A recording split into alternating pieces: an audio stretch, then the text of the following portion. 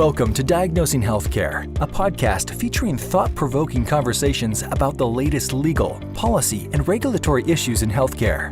While these issues may seem like hurdles, we'll also look at the business opportunities and solutions that exist.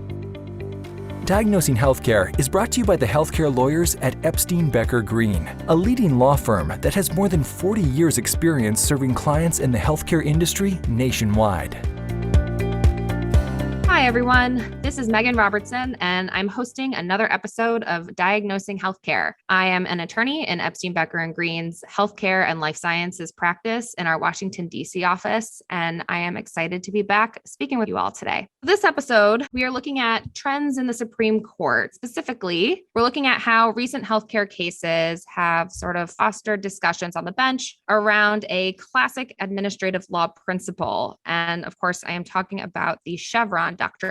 Despite the fact that administrative law is a fundamental principle to several facets of the healthcare industry, general rulemaking, guidance documents, all that are issued by agencies like CMS, FDA, the DEA, the rulemaking process can still seem confusing or sort of opaque. And in fact, a lot of lawyers typically don't think much about Chevron since their law school seminars or sitting through the bar exam even. So for our listeners, we wanted to do a quick refresher on the background of Chevron and the basic principles associated with it. When a regulation that is published by an administrative agency is challenged in court, the reviewing court focuses on whether the agency acted within the bounds of its statutory authority. If Congress addressed the precise question at issue and Congress's intent is clear, just based on basic review of the statute, then that ends the inquiry, according to Chevron. However, if the statute is silent or is otherwise ambiguous, which if you remember from law school, that is the key word for Chevron, then the court can defer to an agency's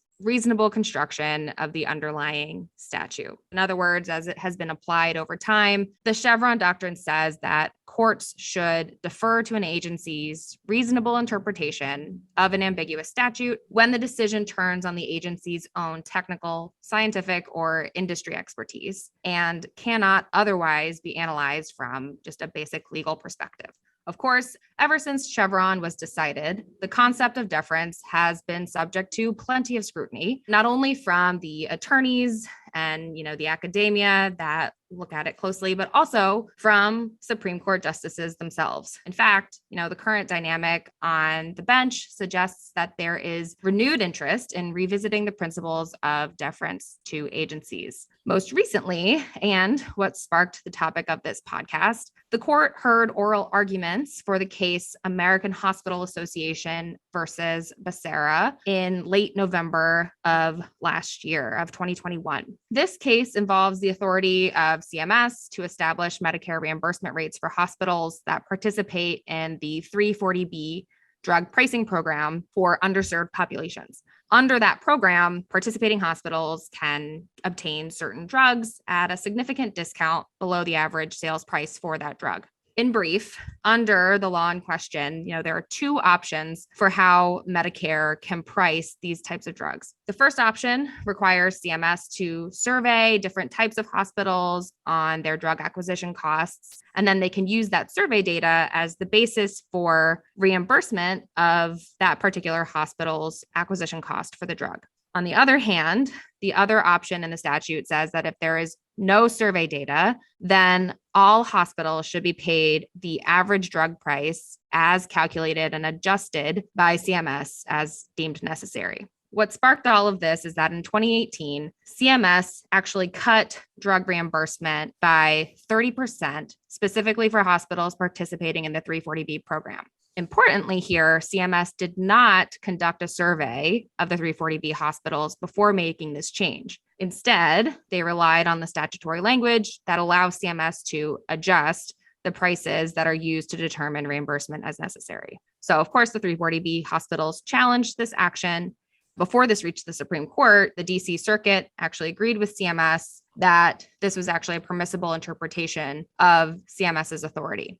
Now, that brings us to the case before the Supreme Court and the question at issue, which is whether the statutory language actually permits CMS to adopt a regulation to cut Medicare drug reimbursement, specifically for 340B hospitals, by 30% without first conducting cost surveys of those 340B hospitals. As I mentioned, oral arguments for this case were heard late November 2021. As you can imagine, based on the nature of this case, Chevron was a hot topic of discussion among the justices. This healthcare case involves just one portion of Medicare reimbursement, but it has definitely sparked a fresh look at the historical deference that has been granted to agencies and whether it should remain, whether it should be modified, or even whether it should be overruled.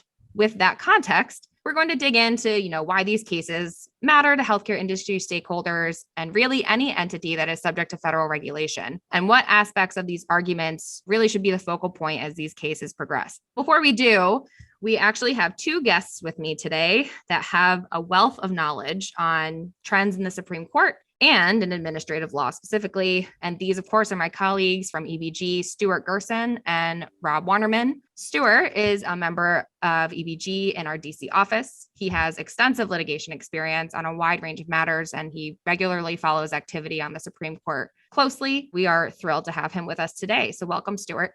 Thank you, Megan. If you want to really understand this issue of Chevron deference, you have to start in a somewhat different place that really has almost nothing to do with the Becerra case. For a long time, as the court has become more conservative, jurisprudentially, not politically, the conservative justices are revisiting this question of the power of the administrative state, appointed people who are not elected and who are not really responsible to any particular branch. And at the same time, several of the conservatives have long urged that the court reinstate its thinking about the anti-delegation principle. And so the two things that are working simultaneously that drive this whole discussion are resistance to the administrative state and making it more politically responsible. And second, holding Congress to the limitations of its constitutional authority. And that's why, as the court has grown more conservative, there's more interest in revivifying thinking about not just Chevron. Chevron has to do with the large deference that has been afforded to regulatory agencies with regard to interpreting their statutes, but also to the adjacent doctrine of the case of Auer against Robinson, Auer, A-U-E-R, for those who don't know it, which the court reconsidered last term in the case of Kaiser against Wilkie, where it was Justice Kagan who sought a middle ground in the interpretation of how an agency will get deference. We'll speak in more detail. I don't want to take up all the time, but you need to understand that jurisprudential background as to why these doctrines might be weakening to some degree. And I'll talk a little bit later about what I think is the ultimate outcome of all these cases. Great. Thank you, Stuart. We're very excited to have you here today with us to discuss this. And joining myself and Stuart is, of course, Rob Wanerman. And Rob, in addition to his own litigation experience, is well-versed in the world of healthcare reimbursement, particularly by federal payers like Medicare and Medicaid. And like Stuart, we are excited to have Rob with us. Welcome, Rob. Great. Thank you, Megan. This case is really important for lawyers and non-lawyers because it's one of those times that the Supreme Court gets to really examine the separation of powers doctrine. What is Congress's power? What's the executive's power? And what's the judiciary's power? Especially for healthcare, it's not a trivial matter. Healthcare is one of the most regulated sectors of our economy, and policy choices that are made by federal agencies affect thousands of decisions every day. And those choices can result in challenges to agency action. And that's one of the reasons that Chevron is one of the most cited cases in American history. And what we're looking at in this case and in a companion case called Empire Health Foundation is exactly where does the role of the executive end and the judiciary begin? Who gets to decide? That's really goes to the core of the briefing and the arguments in this case. I would just add something. Rob is essentially right in talking about separation of powers. But for several of the justices, particularly Justices Alito and Thomas, this is a question of what constitutes the executive branch constitutionally. Are these administrative agencies, which have substantial independence, although the court has been consistently ruling in cases having to do with the tenure of the people in them, that the president has the ultimate hand in discharging them? To what extent should we defer to this so-called fourth branch of government in important regulatory cases. So with that clarification, I join much of what Rob has had to say.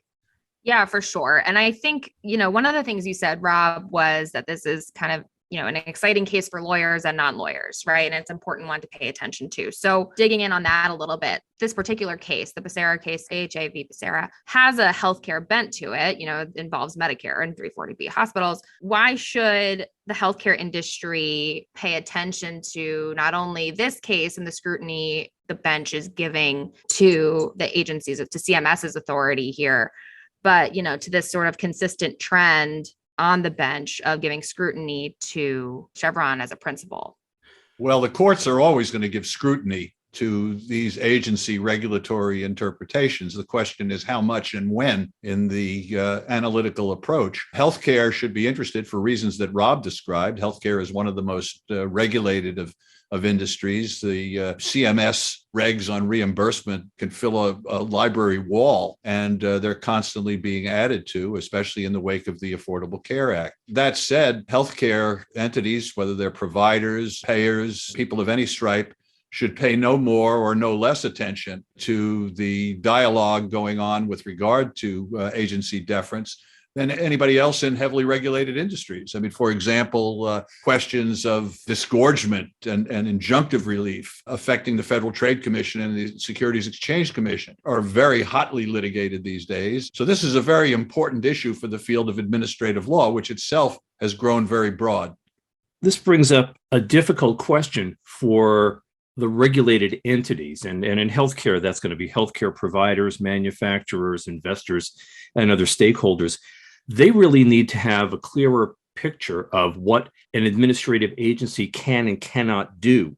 They're normally delegated a fair amount of authority by Congress, sometimes more, sometimes less, but it's important for the stakeholders to really understand what is the limit of the agency's authority, what's genuinely ambiguous, and when is an agency truly exercising its delegated authority. And that can vary from case to case. There are a number of decisions out there, and one in particular is written by Justice Breyer in a Social Security disability case that was a unanimous decision, and looked at what is the specific context. Justice Breyer advocated for a case-by-case determination based on the agency's authority, the amount of technical data that was needed to make a decision, the administrative functions of that particular agency. Healthcare entities and all regulated entities should really take a hard look at the agencies that they have to interact with on a regular basis and say, what is their authority? We shouldn't concede that the language is going to be ambiguous. Sometimes it is. Sometimes Congress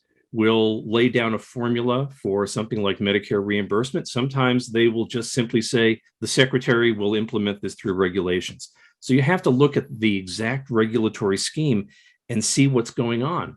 The next question for all of these regulated entities is, when do we stop looking at the statute? When do we really focus on the authority that the agency has? And it was summed up in one of the questions during the argument in the AHA case, where one of the justices turned to, I believe it was counsel for the AHA, and said, well, how much ambiguity is enough to defer to an agency?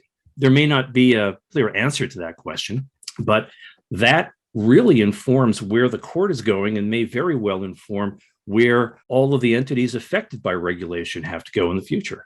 I'd suggest that the best roadmap for where the court is going comes right from the case of Kaiser against Wilkie. This idea of looking in the first instance to ambiguity, and Congress has done a terrible job, not just with 340B, which the DC Circuit has looked at before in the Alina case and held to be ambiguous, but Congress generally, in a whole range of statutes, some of which have to do with healthcare and others of which have nothing to do with healthcare, has been less than precise. And agencies have been no more precise in writing their own regulations, which is the subject of potential deference in our But I think that what Justice Kagan, who is in the middle of the court, often aligned with the Chief Justice, is going to be inclined to do in the Becerra case is exactly what she held out in the Kaiser and Wilkie case. So that despite what some people think, it's not likely that Chevron is going to be overruled. I mean, there is an issue of some deference that always will be afforded to agencies. And Chevron has a lot that's useful and time tested that's in it. So, where is this going to come out? Well, first, we're not going to have these ambiguity determinations made at the outset, as Rob was just talking about in terms of delegation. Particularly the most conservative justices are going to want to start and see whether Congress appropriately charged the agency with doing whatever it's doing in the first place, and then going through a raft of issues before you get to the question of whether you're going to defer to the agency as to its interpretation. To jump to the last chapter in my hypothetical book, I think one can say this with some informational background, not just because Kaiser and Wilkie sets forth a regime that ought to apply more or less to the Becerra case, but because we also know what one of the more conservative justices has had to say generally, and that's Justice Kavanaugh, who has written a law review article and otherwise has discussed this issue of agency expertise, is that I think you can look for a line that the Supreme Court is going to try to define and that other courts are going to follow between things that have to do with science, technology, expertise that is outside of the ken of the judiciary. Courts are not trained to make medical determinations or know much about them, for example, say with regard to the efficacy of a drug, but where things that are courtish, if you'll forgive the expression, things like determining jurisdiction, the extent of the law, interpreting matters that are legal, agencies can count on getting a lot less deference from a conservative Supreme Court. So that you'll have this deference where, for example, just to get into the healthcare realm, say the FDA makes a determination as to vaccine efficacy and who should get it. That is something that courts will stay away from. What is a judge who's never been to medical school or is a clinician of any kind able to provide with regard to that? On the other hand, as to the authority of the agency to impose a mandate requiring it, that's a whole different question. Their agency's determinations of scope of authority, of public need, whatever else, are going to get a lot less deference because those are determinations that either the legislature ought to be making for itself and the judiciary would defer to the legislature, not to a bunch of unelected bureaucrats, or that the judiciary would take it upon itself. And I think that's certainly what you saw in Kaiser against Wilkie, and I expect we're going to see something like that coming out of whatever is decided in Becerra, even if the secretary is upheld in his determination.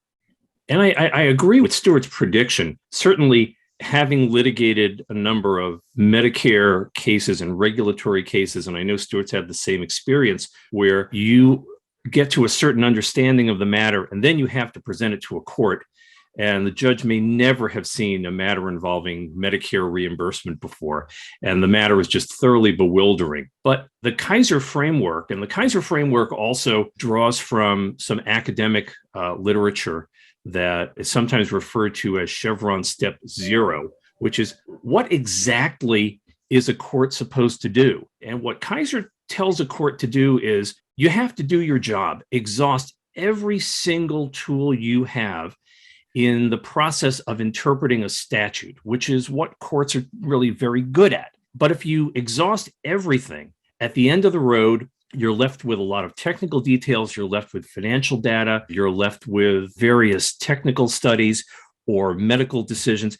At that point, is it appropriate to say, all right, among various competing policy choices, the agency made choice X. As long as they're acting within the scope of their authority, then we can give that a lot of weight. It's not a guarantee. And the concern that you've seen among a number of the justices, regardless of political ideology, is that courts were leaping to find ambiguities way too soon in the process. When Kaiser came out, it sort of read as the court was saying there's a place for deference to agency actions, but don't put that at the top of the list, put that at the bottom of the list. And that seems that it's a position that could garner a majority of the court, There's also the possibility they may just rely on statutory interpretation and it may end there. Excuse me, Rob. I mean, I very much subscribe to that. And we have a good laboratory within just the last several weeks to be able to show that that's so.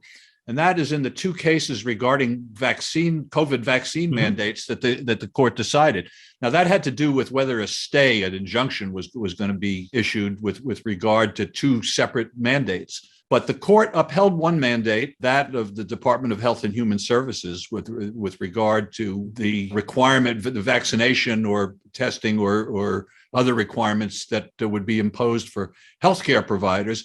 And it rejected, in the case of NFIB against OSHA, the Department of Labor, a much broader mandate that would have applied to all employers with 100 or more employees across the United States, affecting something like 93 million workers. There, the court looked simply at the delegation of two statutes, the OSHA Act in one case and the Medicare and Medicaid statutes in the other case, and did exactly what Rob described, not deferring to agency expertise or agency interpretations of statutes, but to the question of the delegation, finding overbreadth with regard to OSHA, because there were just many circumstances where what OSHA was attempting to impose had nothing to do with risk in the actual workplace, turning that down. On the other hand, at least a majority of the court upheld the Department of Health and Human Services mandate, saying that the Medicare and Medicaid Acts were specific enough that the agencies had the ability to regulate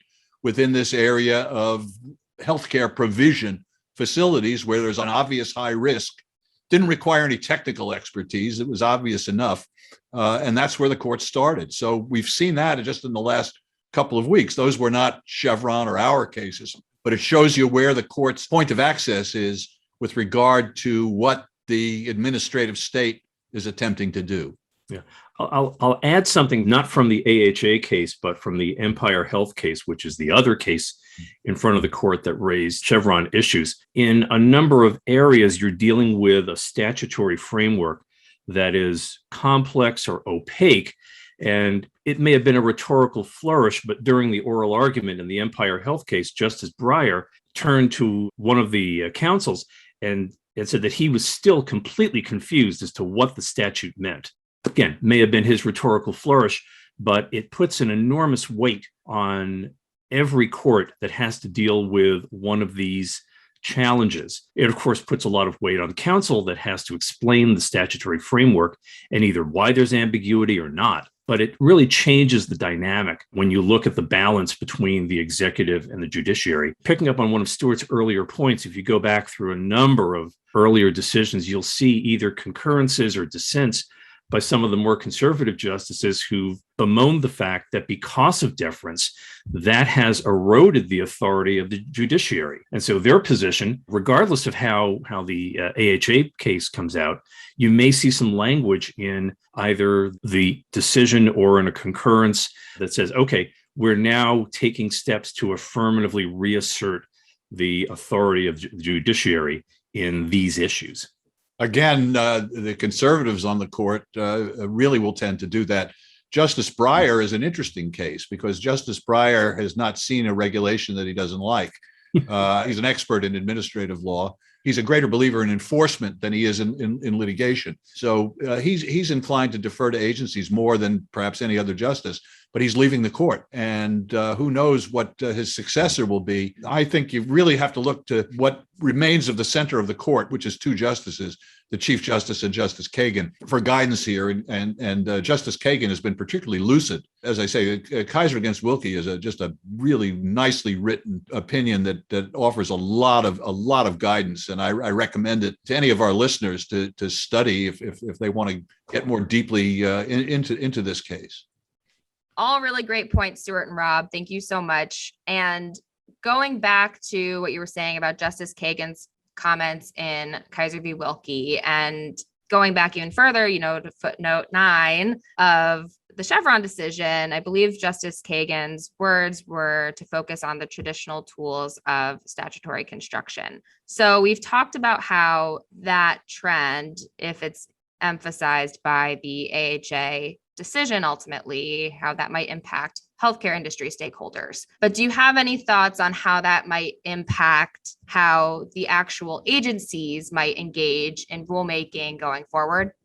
I'll take this one first. For quite a long time, agencies have relied on a generic delegation of authority. Most operating statutes have a very vague statement that the secretary or the administrator will implement the statute through regulations. It really says nothing more. And many times that's the authority that's relied on by an agency when it publishes regulations. I think what you're going to see if this trend continues is that each agency is going to have to explain its authority, and then it's going to have to explain why it needs to publish these regulations. So it's not really a wholesale break on the actions of agencies, but agencies will have to really delve down more into these issues. I'd mentioned before that regulated entities really shouldn't concede the fact that statutes are going to be ambiguous and therefore agencies can regulate. The agency will have to do much more explaining. So,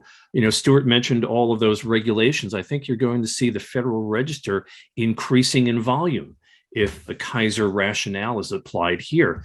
And agencies that can expect some form of challenge to their regulations are going to have to say, yes, we really did our homework. We really looked at the statute. This is why, unless they're ordered to by Congress, as in the case, say, of Medicare fee schedules, but in all other respects, they're going to have to say, yes, we really do have to engage in rulemaking here because Congress left a gap for us to fill, or Congress, in its haste, used certain language. In practice, in the field, no one really knows what that means. We have to provide the additional layer on top so that all the regulated entities can actually move forward and do so in a compliant way. And regulated entities want to know, okay, if there's a new change, how do we stay compliant? Well, I think you're going to see several things. First, you're going to see an increase in administrative challenges to regulations, particularly in healthcare, because when the shark tastes blood, it continues to hunt. Entities, trade associations, and other entities see that they're now winnable cases that might not have been winnable in earlier times. The second thing is, from the court's standpoint, the real villain here is not the executive branch, it's Congress. Congress all too often throws up its hands and say, we can't get consensus to pass a law that has sufficient specificity in it, so we'll leave it to the courts to interpret, or we'll leave it to agencies to fill in the blanks. Well, that's not the function of Congress. And that's what the anti-delegation doctrine is about. This and a number of other cases, both from liberals and conservatives, all point to a Congress that's become dysfunctional, which, if it's going to serve the people, has got to get back to its Article 1 authority. That's the focal point when you're considering what the jurisprudence is of judges. But you're going to see more litigation, and there ought to be more pressure on Congress to be specific where it can. And then agencies, of course, have got to do a lot else to make sure that what they're doing is not held to be arbitrary and capricious under APA review. But as I say, as a litigator, in a sense, I welcome this. We, representing our clients, can put more pressure on agencies to do their job correctly. But if you go to Becerra and you look at 340B, however these two cases come out, and we know from the Alina case in the DC Circuit, which is a 340B case, that 340B is something less than a model of clarity. And however these cases come out, a more responsible legislature could have avoided this whole problem. Whether it produces winners or losers, whatever, Congress is the elected branch that ought to be taking responsibility for that. Yeah, I do agree with Stuart. This is what we're seeing as a consequence of congressional gridlock. We get large omnibus bills that get passed in the middle of the night. The details are often opaque. The legislative history oftentimes is not very helpful at all. And what happens? Regulated entities like hospitals and physicians, laboratories, et cetera, where do they go knocking? They go knocking on CMS's door and say, you have to deal with this. And that's where these matters get thrashed out. The agencies many times are caught in the middle. They have a command from Congress. They have to implement it. How do they implement it? What policy choices do they make? Sometimes they do it in a very thoughtful way, a very data-driven way. Sometimes it's just in order to crank out a regulation and let's see what happens. That gets back to one of the issues that Justice Breyer talked about quite some time ago, that you really have to look at the complexity of the program, the complexity of the statute, what sort of analysis is needed before an agency can come up with a regulation. That fits neatly within the Kaiser framework. The takeaway for a lot of regulated entities and also for courts is that the analysis is really not going to be the same in every case. Sometimes the statute is a model of clarity. Sometimes you're talking about, as in the Empire Health case, disproportionate share hospital reimbursement, where the entire litigation is over the data elements that go into two fractions, something that's been litigated for decades. And still, we don't have perfect clarity. In healthcare, I'll make the argument that it's even more complex because you're coming up with a regulatory scheme that has to apply to either several thousand hospitals or tens of thousands of physicians. No two have exactly the same structure, the same patient caseload, the same range of services. And so it's very difficult to figure out exactly what you're dealing with. So it's very different from, say, figuring out emissions for an automobile. And that's something that's really why these cases are really not the ideal vehicle for revisiting the whole Chevron concept. For sure. And Rob and Stuart, this has been a great discussion. And I know we could continue talking about this for a very long time. But unfortunately, that is all the time that we have for today. As a recap for our listeners, we have some high-level takeaways. First, as we've discussed, the court is taking a much closer look at when courts should defer to agency regulations. More specifically, the court is focusing on statutory construction before they even get to whether or not, as Chevron says, whether or not the statute is ambiguous as to an agency's authority. And so based on those two aspects and those two trends in the Supreme Court, regulated entities that either participate in the rulemaking process or are affected by agency regulations should put more emphasis on the exact scope of any statutory authority delegated by Congress to those agencies when they're looking at, agency actions and how to proceed. So with that, on behalf of EBG, thank you everybody for tuning in. I'm Megan Robertson, and this has been Diagnosing Health Care. Thank you for listening to Diagnosing Health Care. For show notes on today's episode, additional episodes, and more insights on trending issues in healthcare, please visit diagnosinghealthcare.com and be sure to subscribe on your preferred platform. The Employment Law This Week and Diagnosing Healthcare podcasts are presented by Epstein Becker Green, PC. All rights are reserved. This audio recording includes information about legal issues and legal developments. Such materials are for informational purposes only and may not reflect the most current legal developments. These informational materials are not intended and should not be taken as legal advice on any particular set of facts or circumstances, and these materials are not a substitute for the advice of competent counsel. The content reflects the personal views and opinions of the participants. No attorney-client relationship has been created by this audio recording. This audio recording may be considered attorney advertising in some jurisdictions under the applicable law and ethical rules. The determination of the need for legal services and the choice of a lawyer are extremely important decisions and should not be based solely upon advertisements or self-proclaimed expertise. No representation is made that the quality of the legal services to be performed is greater than the quality of legal services performed by other lawyers.